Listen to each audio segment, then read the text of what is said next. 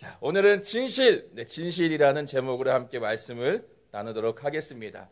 혹시 진실 게임이라는 것을 아시나요? 들어보셨나요? 진실 게임?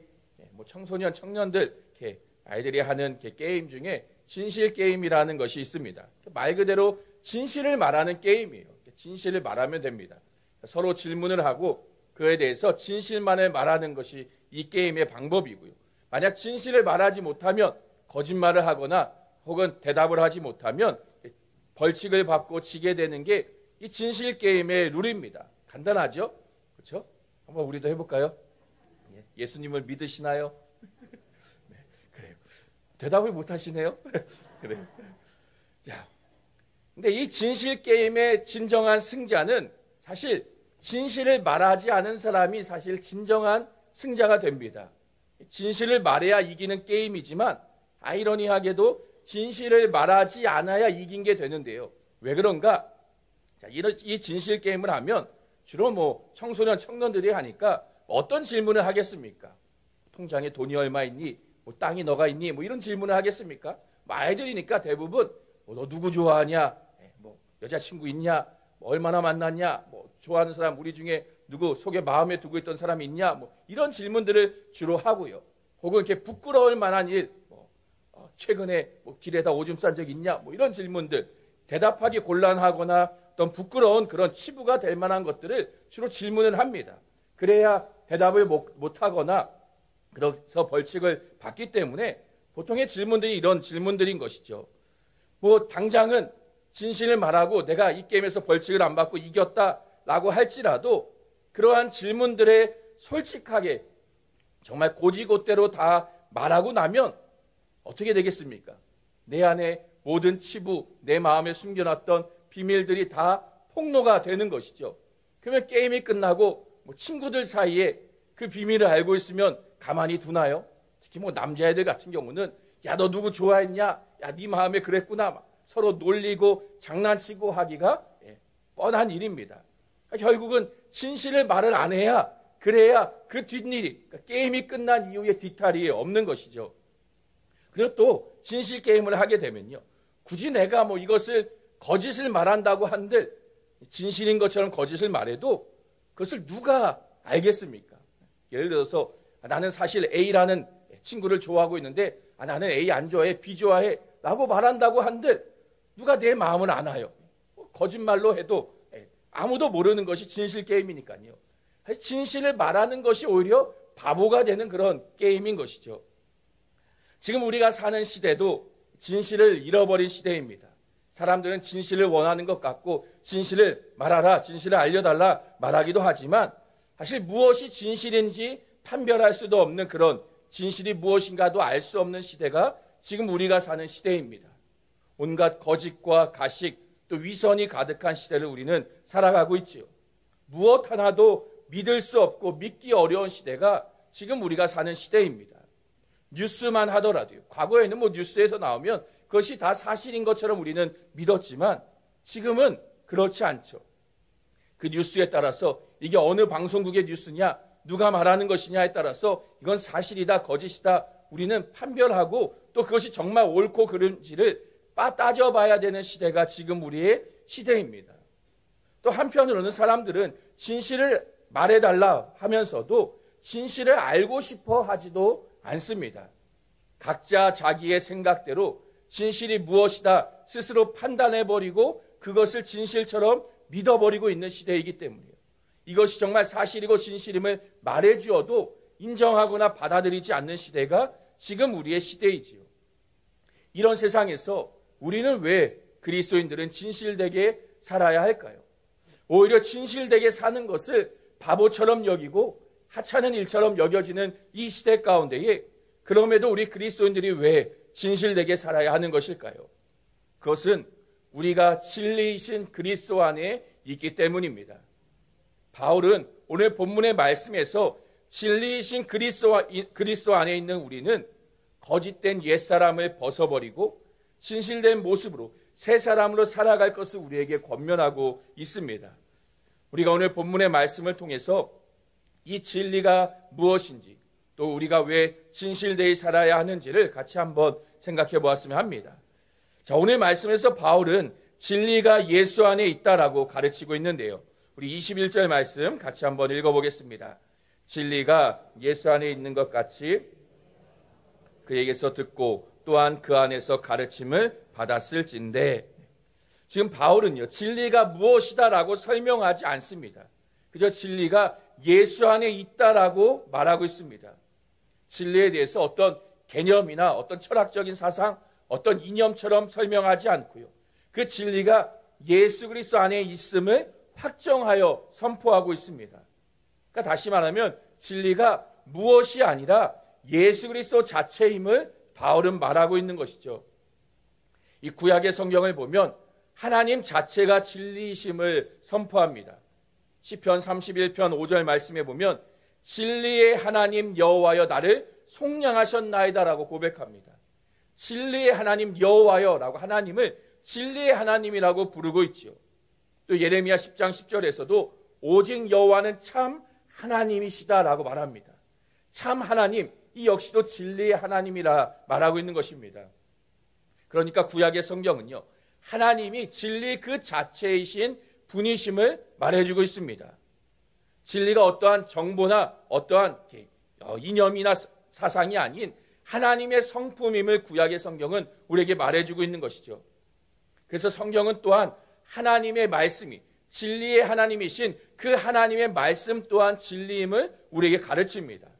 시편 119편 말씀에 보면요, 주의 말씀의 강령은 진리이오니라고 말하고 있고요.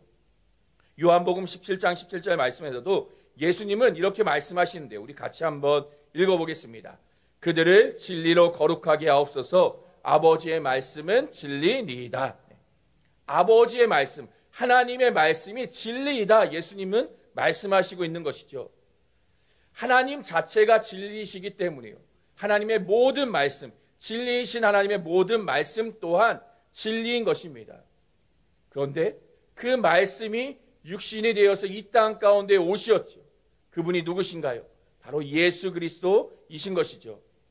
그래서 예수님은요, 요한복음 말씀에 자신에 대해서 이렇게 말씀하십니다.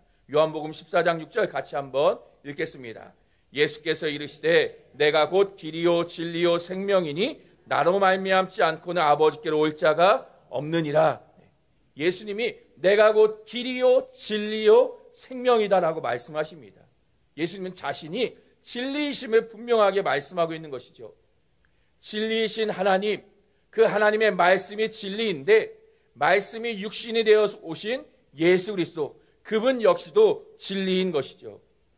그래서 요한복음 18장 말씀에도 보면 예수님이 붙잡히신 후에 빌라도를 만나서 그 빌라도와의 대화 가운데에도 내가 진리를 증언하기 위해 세상에 왔다라고 말씀하십니다.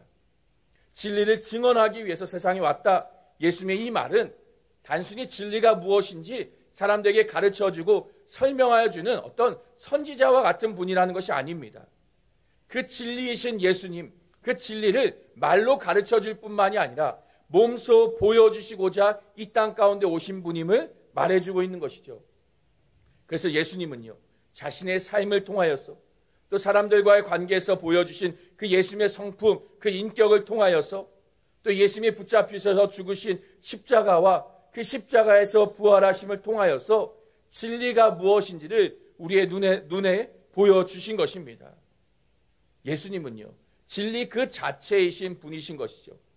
그래서 우리는 오직 예수님 안에서만 진실된 삶을, 또 진실한 인간됨을, 또 진실한 구원을 얻을 수 있는 것입니다. 그러면 우리는 이 진리를 알기 위해서, 그 진리를 얻기 위해서 어떻게 해야 할까요? 예수님이 누구이신지를, 진리이신 예수님이 누구신가를 알아야 하는 것이고요. 그 예수님의 가르침, 예수님의 말씀을 우리는 배워야 하는 것입니다. 그래서 오늘 본문 말씀에서도 바울은 진리가 예수 안에 있는 것 같이 너희가 참으로 그에게서 듣고 또한 그 안에서 가르침을 받았을진대라고 말합니다. 그에게서, 진리이신 예수님에게서 듣고 가르침을 받아야 한다라고 말하고 있는 것이죠. 우리는 우리 스스로 진리가 무엇인지를 알 수 없습니다. 내가 아무리 애쓰고 노력하고 수고한다고 해도 진리가 무엇인지 우리는 스스로 알 수 있는 방법이 없습니다.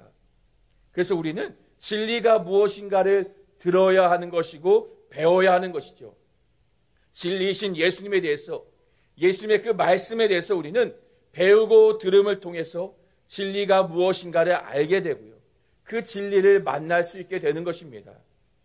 그러나 중요한 것은요, 여기서 말하는 듣고 배운다라는 것은 단순히 어떤 지식적인 정보나 논리를 알게 되는 것이 아닙니다. 예수님과의 인격적인 관계를 맺어감을 통해서 하나님과의, 예수님과의 그 관계를 통해 알아가는 그 깊은 알을 말하는 것이죠. 우리가 믿는 기독교는요, 단순한 가르침이 아닙니다. 하나님과의 관계, 그리스도와의 관계가 성경이 말하는 우리 기독교의 핵심인 것이죠. 진리를 아는 것, 이것은 단순히 성경이 무엇을 말하고 있는지, 무엇을 가르치는지 단순히 문자적으로, 교리적으로 외우는 것이 아닙니다.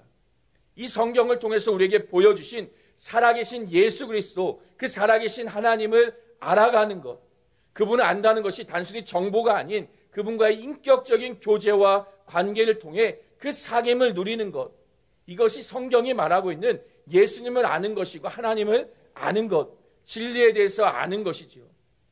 그러나 우리는 어떻습니까? 이 말씀, 예수님에 대해서 인격적인 관계를 통해 알아가고 있나요? 말씀을 통해서 하나님을 아는 일에 힘쓰며 살아가고 있습니까?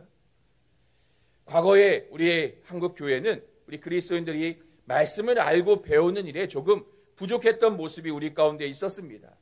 물론 우리 한국 교회의 성도들 가운데에 열심히 기도하고 헌신하는 일들은 물론 너무나 잘하였습니다.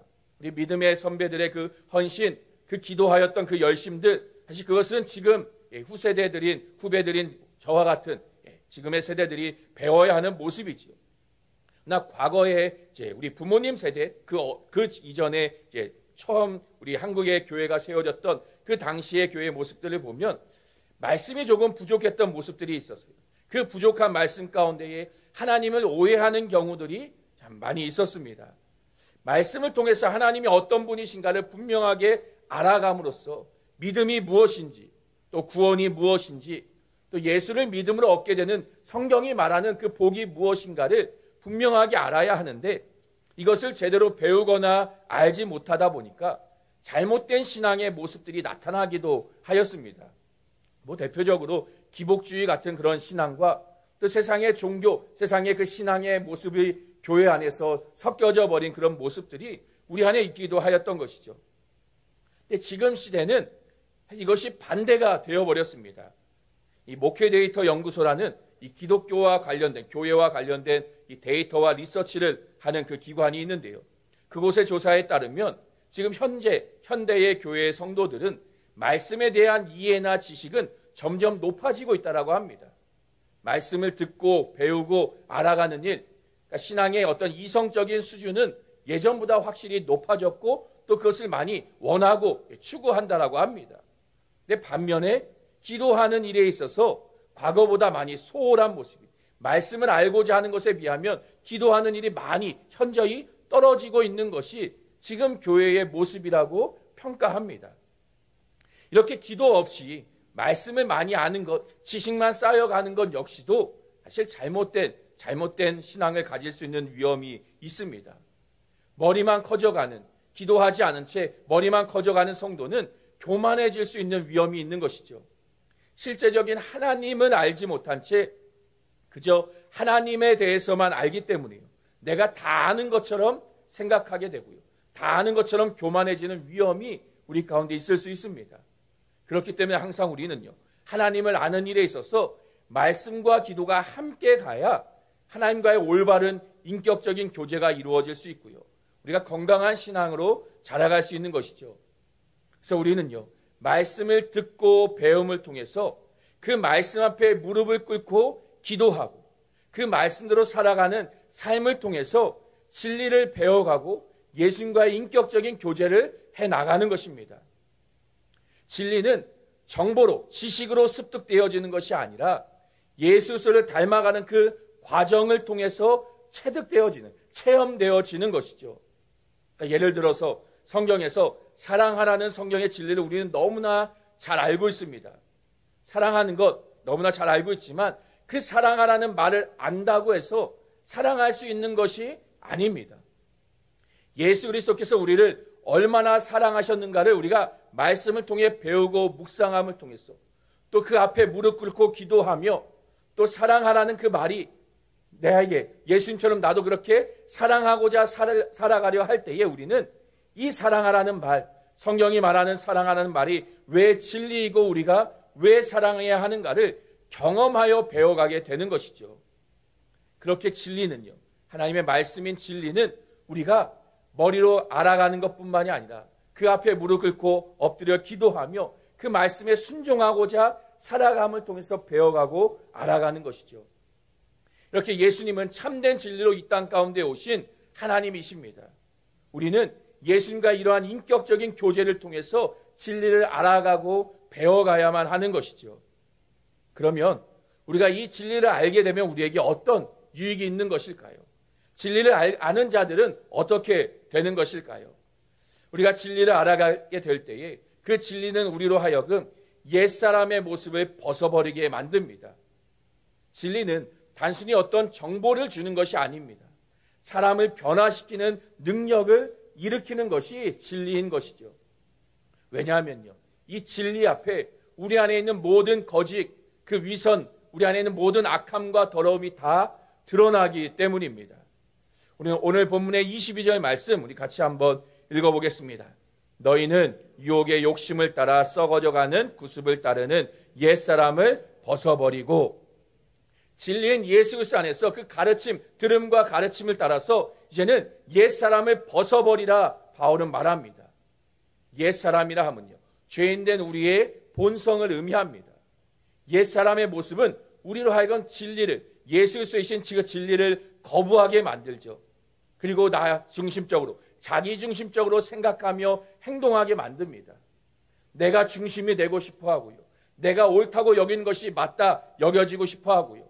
내가 인정받고 싶어 하는 것, 이것이 옛사람의 모습, 진리를 알지 못한 옛사람의 모습입니다.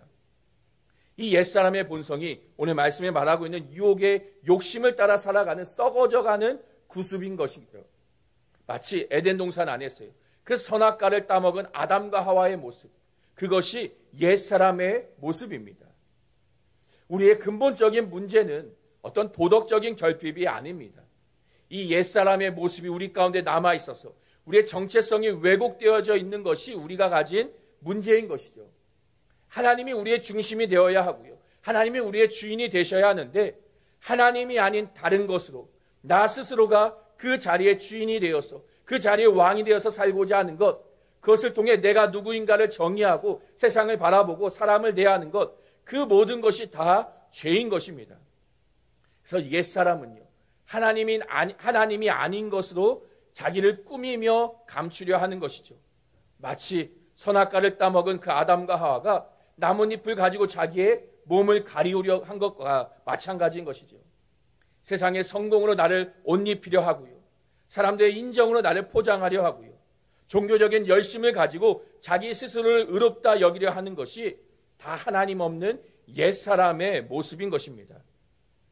그런 우리 가운데에 진리가 들어오게 되면요, 진리가 우리 가운데 비추어지게 되면요, 이 모든 거짓이 다 드러나게 됩니다. 마치 빛이 비추이면 어둠이 드러나게 되는 것처럼요, 진리가 비추어질 때에 우리 안에 있는 모든 거짓이 밝혀지고 보여지게 되는 것이죠. 그래서 예수님은요, 요한복음 3장 말씀에 이렇게 말씀하십니다. 우리 요한복음 3장 20절 같이 읽겠습니다. 악을 행하는 자마다 빛을 미워하며 빛으로 오지 아니하나니 이는 그 행위가 드러날까 함이요. 제가 예전에 아내와 연애할 때에 저희 아내가 태릉 입구 쪽에 살고 있었습니다. 하루는 저희 아내를 만나러 나가는데 그날 날씨가 너무 좋아서 자전거를 타고 갔습니다. 저희 천호동에서 태릉 입구까지 자전거를 탈만합니다. 별로 그렇게 먼 거리는 아니에요. 한 1시간 반 정도 걸린 것 같아요. 지하철로 가면 한 4, 50분 걸리나요? 뭐 날도 좋은데 운동 삼아 자전거 타고 가면 얼마나 좋습니까? 또 거기가 이게 중랑천이죠. 거기 자전거 길이 있어서 한강처럼 한강에 자전거 타듯이 탈 수 있어요. 험한 차도를 가야 되고 이런 게 아닙니다. 또 아주 기분 좋게 참 자전거 길도 있고 하니 재밌게 갔다 와야겠다 하고 자전거를 타고 태릉 입구 저희 아내 집 앞까지 갔는데요. 문제는 그날이 여름이었다는 거예요. 여름. 아내의 집 앞까지는 도착했습니다. 도착하고 나니까 땀으로 옷이 다 젖은 것이죠. 젖은 옷을 입고 도저히 돌아다닐 수 있을 정도로 젖은 게 아니라 정말 비 맞은 것처럼 홀딱 젖어서 아내 집 앞에 있는 이마트에서 10,000원짜리 티셔츠를 사서 갈아입고 아내를 만났습니다. 우리가 옷에 무엇이 묻으면 그 묻은 것을 알게 되면 어떻게 합니까? 화장실에 가서 열심히 물로 지우고 아니면 비누로 열심히 지우려고 닦습니다. 지워지면 다행이지만요. 그 얼룩이, 그 자국이 지워지지 않고 남아있다면요. 어떻게든 보이지 않게 하려고 감추고 가리려고 할 것입니다. 아니면 너무나 이것이 더럽고 추해 보이면 그 옷을 벗어버리고 새 옷으로 갈아입을 것이죠. 새 옷이 없으면 사서라도 입을 것입니다. 진리 앞에서 우리의 거짓된 모습이 모두 다 드러나게 됩니다. 진리가 비추어지면, 진리를 알게 되면 내 안에 모든 악함, 거짓, 더러움, 위선과 모든 가식들, 그 모든 것이 다 드러납니다. 그러면 그 진리의 빛 앞에 우리의 반응은 둘 중 하나인 것이죠. 더 감추려고 하거나 아니면 그 더러운 거짓과 더러움을 벗어버리거나요. 우리는 무엇을 택하시겠습니까? 진리의 빛 앞에 그 진리가 우리 가운데 임할 때에 감추시겠습니까? 벗어버리겠습니까? 옷의 더러움은요, 감출 수 있죠. 조금 감추고 창피한 것을 조금 참으면 됩니다. 근데 우리의 거짓과 죄악은, 우리 안에 있는 더러움은 감춘다고 해서 그것이 해결되는 것이 아니죠. 마치 몸 안에 질병과 같이, 어떤 암세포와 같이 그것을 감춘다고 해서 해결된 문제가 아니라 그것을 없애야 하고 버려야 하는 문제입니다. 오히려 차라리 밝히 보여지고 드러나는 것이 그래서 더 좋은 일인 것이죠. 진리 앞에서 나의 더러움, 나의 악함, 나의 거짓, 나의 모든 위선들 드러나게 되는 것이 더 좋습니다. 당장은 부끄럽고 수치스러울 수도 있지만요. 그 더러운 옷을 벗어버리는, 그 옛사람의 모습을 벗어버릴 수 있기 때문에 더 우리에게 좋은 것이죠. 이것이 진리를 아는 그리스도인의 모습입니다. 우리는요, 신앙생활을 하면서 여전히 우리의 모습을 감추려 합니다. 내가 괜찮은 사람인 척, 내가 잘하는 척, 거룩한 척, 깨끗한 척, 우리가 얼마나 사람들 앞에서, 특히나 교회 안에서 옆에 다른 이들에게 내 모습을 감추려 하고 나의 더러움과 죄악됨을 숨기려 하고 있습니까? 그러나 사실 복음을 안다는 것, 정말 예수를 믿음으로 진리를 안다는 것은요, 더 이상 척하고 가리우는 것이 아닙니다. 오히려 내 안의 죄악을 낱낱이 고백하며 밝히는 것이 진리를 아는 사람의 모습인 것이죠. 그렇기에 진리를 가진 교회는 그렇게 함께 자신의 모습을 나눌 수 있는 교회가 되어야 합니다. 서로 척하는 것이 아니라 괜찮은 척, 거룩한 척, 잘 믿는 척, 서로 그렇게 그런 모습으로 가면을 쓰고 서로 대하는 것이 아니라 죄를 짓기 전에 그 에덴 동산의 아담과 하와와 같이요, 벌거벗었지만 부끄러워하지 않을 수 있는 내 모든 더러움, 죄악됨, 악함을 다 함께 오픈하고 나눌 수 있고요. 또 그 가운데에 그 더러운 모습들을 서로 허물을 감싸주고 품어주고 용서해 줄 수 있는 그런 교회가 참된 진리를 가진 교회인 것이죠. 이것이 진리의 능력입니다. 가리우게 하는 게 아니라 오히려 다 밝히 드러내는 것, 우리를 부끄럽게 하는 게 아니라 오히려 자유하게 하는 것, 이것이 진리의 능력인 것이죠. 그래서 요한복음 말씀에 예수님은 이렇게 말씀하십니다. 진리를 알지니 진리가 너희를 자유롭게 하리라. 진리가 너희를 자유롭게 한다, 예수님은 말씀합니다. 우리를 죄의 속박에서 자유하게 만들어주고요, 거짓과 자기 기만과 위선의 그 가면을 벗어버리게 만드는 것이 진리인 것이죠. 그렇게 진리는요, 우리 가운데에 옛사람의 모습을 벗어버리고요, 복음 안에서 자유하게 만드는 능력이 있는 것입니다. 저는 우리의 교회가 그렇게 진리가 가득한 그 복음의 교회가 될 수 있길 소망합니다. 우리의 목장의 모임마다, 또 각 기관의 모임마다 우리가 언제 어디서 모이든지 누구와 교제하고 나누든지 간에 서로 괜찮은 척, 잘 믿는 사람인 척, 나는 좋은 사람인 척 그렇게 하는 것이 아니라 진리 안에서 나의 악함과 죄악됨을, 나의 더러움을 함께 나눌 수 있고요, 또 그 가운데 우리를 변화시키시는 하나님의 능력의 은혜들을 나누며 또 그 더러움을 서로 품어주고 이해하고 용서하고 함께 그것을 고쳐나갈 수 있는 그런 교회가 될 수 있게 소망합니다. 그렇다고 우리가 그 옛사람의 모습을 벗어버리고 벗은 채 발가벗고 다니면 안 되는 것이죠. 이제 우리는 벗었으니 새 옷을, 새 사람을 우리는 입어야 합니다. 오늘 말씀에서도 옛사람을 벗어버리고 새 사람을 입으라 바울은 명합니다. 이 새 사람이 어떤 사람인가? 우리 23절과 24절도 같이 읽겠습니다. 오직 너희의 심령이 새롭게 되어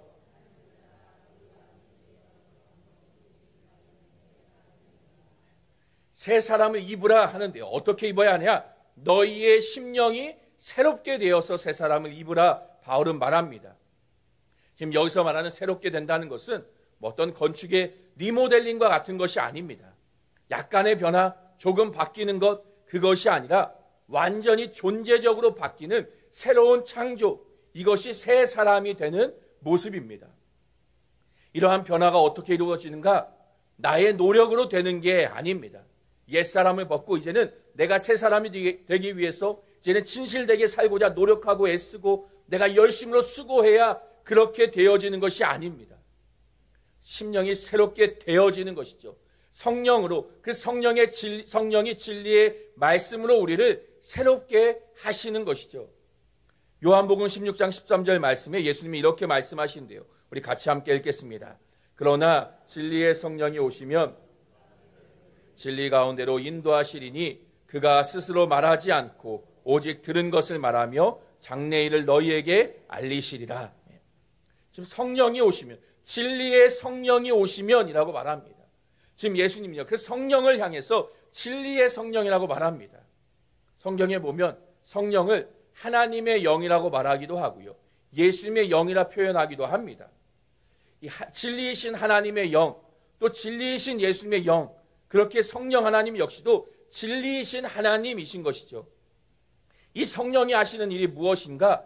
예수님을 알게 하시고 믿게 하시고 또 예수님의 가르침을 생각나게 하시고 깨닫게 하시는 것이 성령 하나님이 하시는 역할입니다. 진리이신 예수 그리스도께로 우리를 인도하시는 역할을 하는 것이 성령 하나님이신 것이죠. 그래서 우리가 방금 읽었던 요한복음 말씀에 너희를 모든 진리 가운데로 인도하시리라 말합니다. 우리가 예수 그리스도께로, 진리이신 예수 그리스도께로 우리를 인도하시는 성령 하나님이신 것이죠. 그리스도 안에서 우리에게 새 사람을, 그리스도로 새 사람을 입게 하시는 것이 성령 하나님의 역할인 것이죠. 그렇게 우리의 존재가 완전히 달라질 수밖에 없는 것입니다. 이렇게 새롭게 된 우리는요, 이제 하나님을 따라 살아가게 됩니다. 하나님을 따라 산다는 것, 다르게 말하면 하나님을 닮은 존재로 살아간다는 것입니다. 처음 창조하신 사람의 모습은 누구를 닮았습니까? 하나님의 형상을 닮도록 지음받았습니다. 진리이신 하나님의 모습을 닮은 처음 창조된 모습대로 이제 진리이신 예수 그리스도 안에서 다시 회복되어지는 것이죠. 그렇기 때문에요, 새 사람을 입은 우리는 이제 의와 진리의 거룩함으로 살아가게 되는 것이죠. 이것은 어떤 도덕적으로 살아가는 삶의 모습을 의미하는 것이 아닙니다.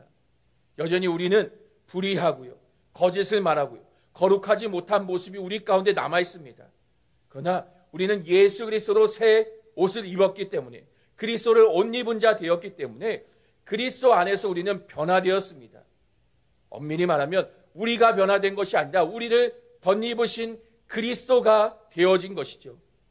그리스도의 의가 우리에게 전가되었고요, 그리스도의 그 진리가 우리 안에서 열매를 맺어갑니다. 그리스도로 인하여서 우리는 거룩하다 칭함을 얻게 되어집니다. 예수 그리스도께서 행하신 모든 일들로 인해서 우리는 의롭고 진리하고 거룩한 자가 되는 것이죠. 이 모든 것이 어떻게 가능한가? 진리이신 예수 그리스도 때문인 것입니다. 진리이신 예수님께서 이 땅 가운데에 육신이 되어서 오시었고요, 우리의 그 옛사람의 옷을 벗기셔서 자신이 입으시고 우리를 대신하여 십자가에 달리셨습니다. 그래서 로마서에서 바울은요, 이렇게 말합니다. 우리 로마서 6장 6절 같이 함께 읽겠습니다. 우리가 알거니와 우리의 옛사람이 십자가에 못 박힌 것은 죄의 몸이 죽어 다시는 우리가 죄에게 종노릇하지 아니하려 함이니. 예수 그리스도께서 우리의 옛사람과 함께 십자가에 못 박혀 죽으셨음을 바울은 말합니다. 그리스도께서 십자가에 죽으실 때에 우리의 옛사람도 함께 죽은 것이죠. 그냥 예수님은요, 그 죽음을 통해서 우리의 모든 거짓과 위선, 우리 안의 모든 더러움과 죄악됨을 함께 죽으셨고요. 그러나 그 죽음을 이기시고 예수님은 부활하셨습니다. 예수 그리스도가 새 사람의 첫 열매가 되어주신 것이죠. 예수님의 부활은 새로운 창조의 시작입니다. 새 사람의 첫 시작, 그 첫 걸음이 예수님이 되어주셨고요. 이제 누구든지 그리스도 안에 있으면 새로운 피조물, 새 사람이 되어지는 것이죠. 그래서 진리는요, 그 부활의 생명으로 우리를 옷 입히시는 하나님의 능력이 되는 것입니다. 이제 우리는요, 새 사람으로서 예수 그리스도 안에서 의와 진리의 거룩함으로 살아가는 자들이 되어진 것이죠. 진실되이 말하고 진실되이 행하며 진실된 삶으로 우리는 살아갈 수 있는 자가 되었습니다. 진실한 사람은요, 아무 거짓이 없는 사람이 아닙니다.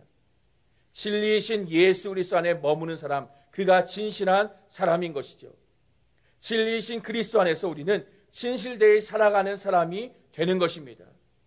이제 더 이상 우리의 진실함은요, 어떤 약점이나 부끄러움이 되지 않습니다. 여전히 우리 안에 더러움이 있고요, 죄악됨이 있고 가식과 거짓들이 있지만 이것을 솔직하게 말하는 그 진실함은 진리 되시는 그리스도 안에서 우리를 자유하게 만듭니다. 그 진실이 약점이 아니라 가리워야 되고 감추어야 되는 것이 아니라 오히려 우리를 자유케 하게 하시는 것이죠. 그렇게 우리가 더욱더 진리이신 예수 그리스도를 알아갈 수 있길 소망합니다. 그리스도 안에서 우리 안에 있는 모든 가식, 그 거짓, 우리 안에 모든 더러움을 벗어버리고요, 진리의 그 새 사람을 입어 진실되이 참된 것을 말하며 그리스도를 닮아갈 수 있는 우리 모두가 될 수 있기를 주님의 이름으로 축원합니다.